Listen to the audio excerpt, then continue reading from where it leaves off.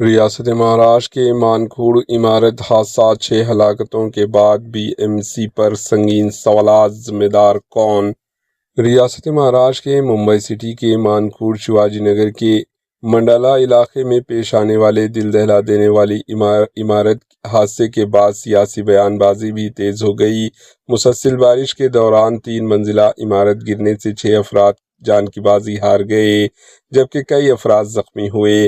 حادثے کے بعد علاقے کے ایم ایل اے ابو عاصم اعظمی نے شتابدی ہسپتال پہنچ کر زخمیوں کی عیادت کی، متاثرہ فیملی سے ملاقات کی اور جائے حادثہ پر جاری ریسکیو آپریشن کا جائزہ لیا۔ اس موقع پر انہوں نے بی ایم سی اور ریاستی بی جے پی حکومت پر سخت سوالات اٹھاتے ہوئے کہا کہ اگر 1995 کے قانون کے مطابق غیر قانونی تعمیرات کی ذمہ داری متعلقہ افسران پر عائد ہوتی ہے تو پھر جھونپڑ پٹیوں پر غیر قانونی منزلہ آخر کس کی اجازت سے تعمیر ہو رہی ہے؟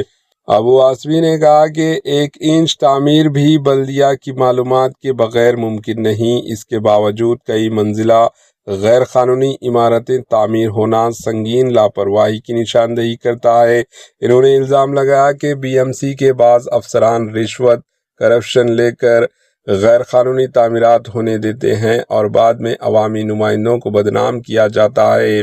ایم ایل اے نے بی جے پی کی مہاراشٹر کی حکومت سے مطالبہ کیا کہ اس حادثے کی غیر جانبدارانہ تحقیقات کرائی جائے، ذمہ دار افسران کے خلاف سخت کارروائی کی جائے اور متاثرہ فیملیز کو ہر ممکن امداد فراہم کی جائے۔